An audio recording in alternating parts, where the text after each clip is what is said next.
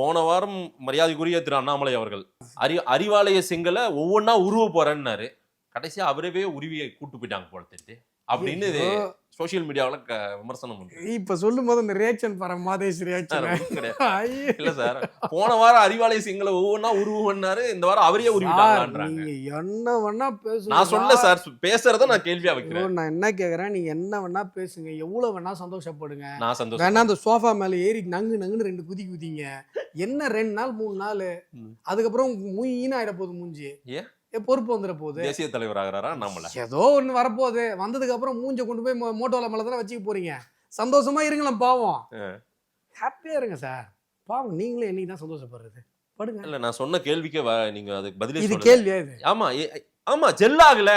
அண்ணாமலையை நீக்கினது வருத்தப்படுறாங்க, வேதனைப்படுறாங்கன்னு ஒண்ணு சொல்லிட்டேன். ஏடிஎம்கே தொண்டர்கள் நிர்வாகிகள்லாம் அதாவது ஒரு நிர்பந்தத்தின் பேர்லயோ எங்க கட்சியை உடைக்கிற மாதிரி ஒரு நிலையெல்லாம் வர்றதுனாலதான் ஐயா எடப்பாடி பேசுறாங்க, நிர்வாகிகள் பேசுறாங்க. இப்ப மனசுக்குள்ள நீங்க நேக்கா சந்தோஷப்பட்டுக்கிறீங்க. எடப்பாடி பழனிசாமி அவர்கள் விஷயத்துல அவர் என்ன பேசினாருன்னு நான் சொல்ல விடாம என்ன டைவர்ட் பண்ணி கொண்டு போயிட்டு தான் நினைச்சு மனசுக்குள்ள கை கொடுக்குறீங்க. இல்ல அப்படியெல்லாம் இந்த பப்பெல்லாம் நம்மகிட்ட வேகுமா? எடப்பாடி பழனிசாமி அவர்கள் என்ன சொன்னாரு? உங்களுக்கு கூட வர 5 10 சீட்டு கொடுக்குறன்ற மாதிரி சொல்லிட்டாரு சார். இன்னைக்கு அப்படிதான் இருக்கு. அவர் பேசினதை நான் வந்து டீகோட் பண்ண அந்த வாட்ஸ்அப் குரூப்ல அப்படி மீம்ஸ் வந்தது.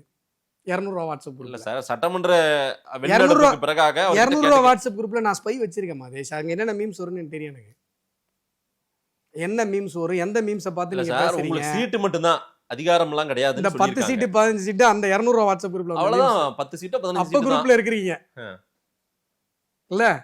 எடப்பாடி பழனிசாமி என்ன தெரியுமா சொன்னாரு? அவர் சொந்தமா கூட எதுவுமே சொல்லல, தெளிவா சொல்றாரு.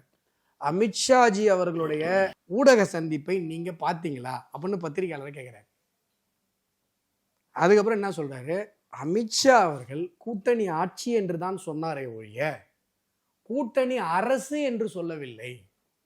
நீங்க மாட்டுக்கு உங்களுடைய ஊடகத்தினுடைய ஹைப்பை ஏத்துறதுக்காக உங்க இஷ்டத்துக்கு வந்து நீங்க கேள்வி கேட்க வேண்டாம் அப்படின்னு சொன்னார். அப்பொழுது கூட அமித்ஷா அவர்களுடைய வார்த்தையை மேற்கோள் காட்டித்தான் எடப்பாடி பழனிசாமி அவர்கள் பேசினாரே ஒழிய அவராக அவருடைய கருத்தை கூட சொல்லல. அவருடைய மேற்கோளை காட்டி அவர் கூட்டணி ஆட்சி என்று சொன்னாரே ஒழிய கூட்டணி அரசு என்று சொல்லவில்லை. அவ்வளவு அருமையா வார்த்தையை கையாளுறாரு. அதுல எடுத்துட்டு வந்து சார் இப்படி சொல்லிட்டாரே சார், இப்படி சொல்லிட்டாரே சார். அதுக்கு தான் என்ன சொல்றேன்னா, ஒரு பேட்டினா அந்த பேட்டியை பார்க்கணும். அந்த பேட்டியை பத்தி திமுக காரன் போட்ட நியூஸ் எல்லாம் பார்த்தா இப்படிதான். இல்ல சார்.